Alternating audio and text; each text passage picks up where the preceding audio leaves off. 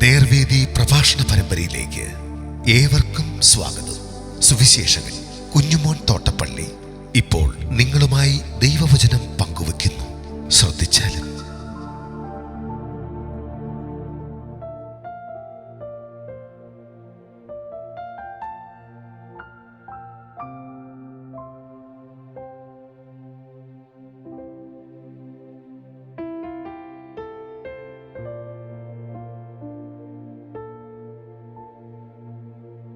യെഹെസ്കേൽ പ്രവചനം 33 അധ്യായം ഞാൻ വായിക്കുന്നത് ശ്രദ്ധിച്ചാലും.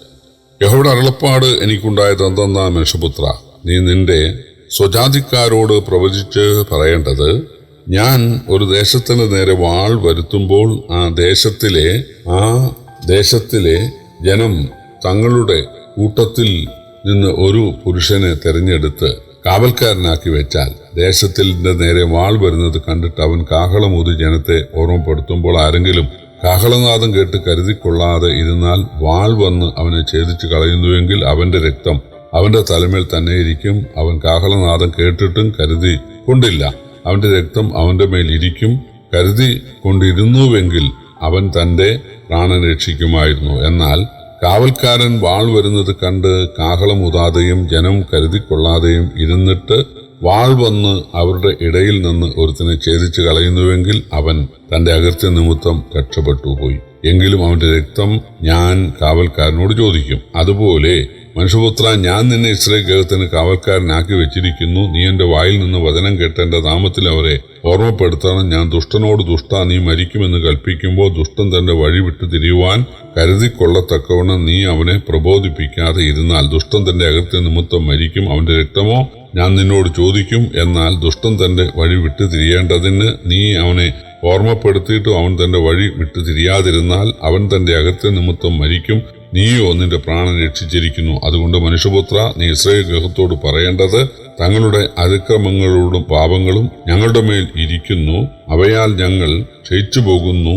ഞങ്ങൾ എങ്ങനെ ജീവിച്ചിരിക്കും എന്ന് നിങ്ങൾ പറയുന്നു. എന്നാണ് ദുഷ്ടന്റെ മരണത്തിലല്ല, ദുഷ്ടൻ തന്റെ വഴിവിട്ട് തിരിഞ്ഞ് ജീവിക്കുന്നതിനാൽ അത്രേ എനിക്ക് ഇഷ്ടമുള്ളതെന്ന് യഹോവയായ കർത്താവിന്റെ അരുളപ്പാട്. നിങ്ങളുടെ ദുർമാർഗങ്ങളെ വിട്ടുതിരിവീൻ. ഇസ്രായേൽ ഗൃഹമേ, നിങ്ങൾ എന്തിന് മരിക്കുന്നു എന്ന് അവരോട് പറക. മനുഷ്യപുത്ര, നീ നിന്റെ സ്വജാതിക്കാരോട് പറയേണ്ടത്, നീതിമാൻ അതിക്രമം ചെയ്യുന്ന നാളിൽ അവന്റെ നീതി അവനെ രക്ഷിക്കയില്ല. ദുഷ്ടൻ തന്റെ ദുഷ്ടത വിട്ടുതിരിയുന്ന നാളിൽ തന്റെ ദുഷ്ടതയാൽ ഇടറി വീഴുകയില്ല. നീതിമാൻ പാപം ചെയ്യുന്ന നാളിൽ അത് തന്റെ നീതിയാൽ ജീവിപ്പാൻ കഴിയുകയില്ല. നീതിമാൻ ജീവിക്കും എന്ന് ഞാൻ അവനോട് പറയുമ്പോൾ അവൻ തന്റെ നീതിയിൽ ആശ്രയിച്ച് അകൃത്യം പ്രവർത്തിക്കുന്നു എങ്കിൽ അവന്റെ നീതി പ്രവൃത്തികളൊന്നും അവന് കണക്കിടുകയില്ല. അവൻ ചെയ്ത നീതികേട് നിമിത്തം അവൻ മരിക്കും. എന്നാൽ ഞാൻ ദുഷ്ടനോട് നീ മരിക്കും എന്ന് പറയുമ്പോൾ അവൻ തന്റെ പാപം വിട്ടുതിരിഞ്ഞ് നീതിന്യായം പ്രവർത്തിക്കുകയും പണയം തിരികെ കൊടുക്കുകയും അപഹരിച്ചത് മടക്കി കൊടുക്കുകയും നീതികേടൊന്നും ചെയ്യാതെ ജീവന്റെ ചട്ടങ്ങളെ അനുസരിക്കുകയും ചെയ്താൽ അവൻ മരിക്കാതെ ജീവിക്കും. അവൻ ചെയ്ത പാപം ഒന്നും അവന് കണക്കിടുകയില്ല. അവൻ നീതിയും ന്യായവും പ്രവർത്തിച്ചിരിക്കുന്നു, അവൻ ജീവിക്കും. എന്നാൽ നിന്റെ സ്വജാതിക്കാർ കർത്താവിന്റെ വഴി ചൊവ്വുള്ളതല്ല എന്ന് പറയുന്നു. അവരുടെ വഴിയത്രേ ചൊവ്വില്ലാതിരിക്കുന്നത്. നീതിമാൻ തന്റെ നീതി വിട്ടുതിരിഞ്ഞ് നീതികേട് പ്രവർത്തിക്കുന്നുവെങ്കിൽ അവൻ അതിനാൽ തന്നെ മരിക്കും.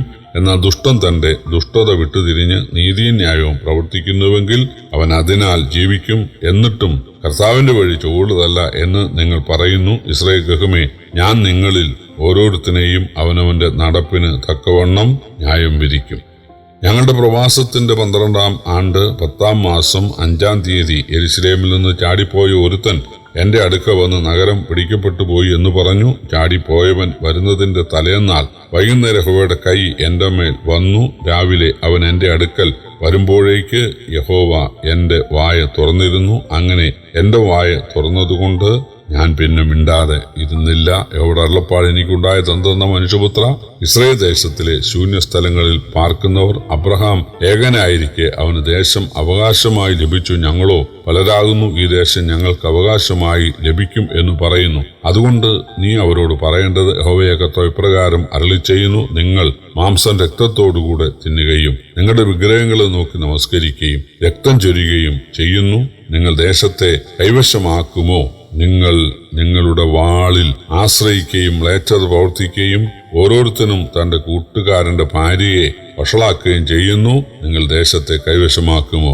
നീ അവരോട് പറയേണ്ടത്, യഹോവയായ കർത്താവ് ഇപ്രകാരം അരുളി ചെയ്യുന്നു, എന്നാണ് ശൂന്യസ്ഥലങ്ങളിൽ പാർക്കുന്നവർ വാൾ കൊണ്ട് വീഴും. വെളുംപ്രദേശത്തുള്ളവരെ ഞാൻ മൃഗങ്ങൾക്ക് ഇരയായി കൊടുക്കും. ദുർഗങ്ങളിലും ഗുഹകളിലും ഉള്ളവരോ മഹാമാരി കൊണ്ട് മരിക്കും. ഞാൻ ദേശത്തെ പാഴിൽ ശൂന്യവുമാക്കും. അതിന്റെ ബലത്തിന്റെ പ്രതാപം നിന്നുപോകും. ഇസ്രയേൽ പർവ്വതങ്ങളിൽ ആരും വഴിപോകാതെ വണ്ണം ശൂന്യമായി തീരും.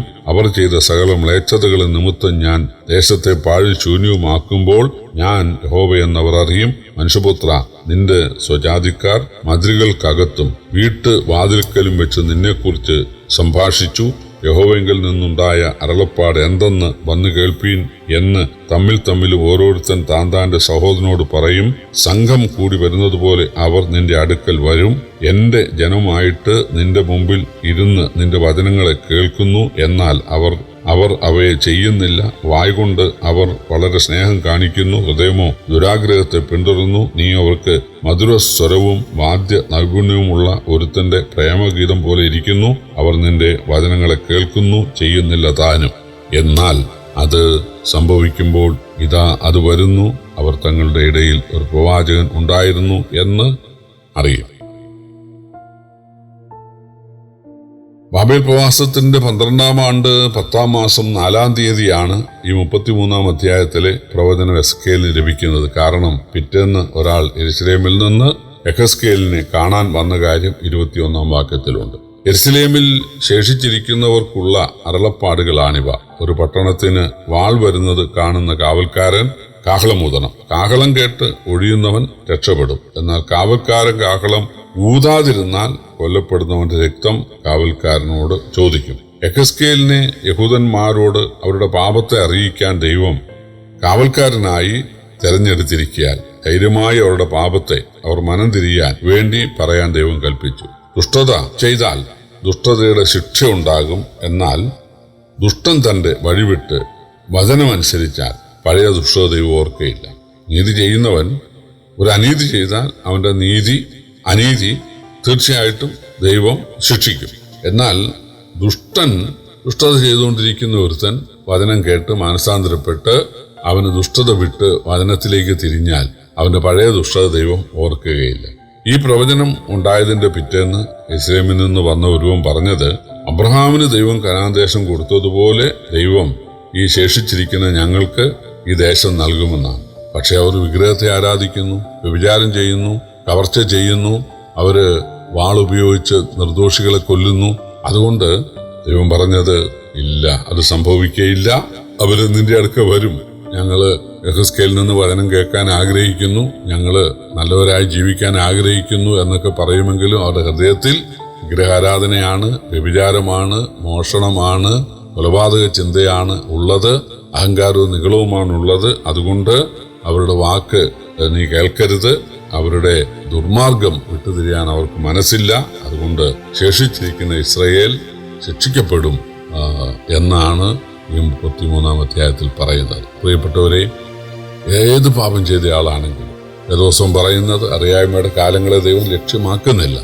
അവർ യേശുവിനെ രക്ഷകനായി സ്വീകരിച്ച കാലിൽ വീഴുന്ന പക്ഷം കുരിശിലെ കള്ളനെ രക്ഷിച്ച, വേശ്യാസ്ത്രീയെ രക്ഷിച്ച കർത്താവ് ഒറ്റ നിമിഷം കൊണ്ട് രക്ഷിക്കും. എന്തെല്ലാം പാപം ചെയ്തു എന്നുള്ളത് ഒരിക്കലും അവിടുന്ന് ഓർക്കയില്ല. അതുകൊണ്ട് ഈ കർത്താവിനെ കൈക്കൊണ്ട് പാപമോചനം നേടി അനുഗ്രഹം നേടുവാൻ എല്ലാവർക്കും ദൈവം ഭാഗ്യം നൽകട്ടെ. കർത്താവിന്റെ വലിയ നാമം ഇന്നും എന്നേക്കും വാഴ്ത്തപ്പെടുമാറാകട്ടെ.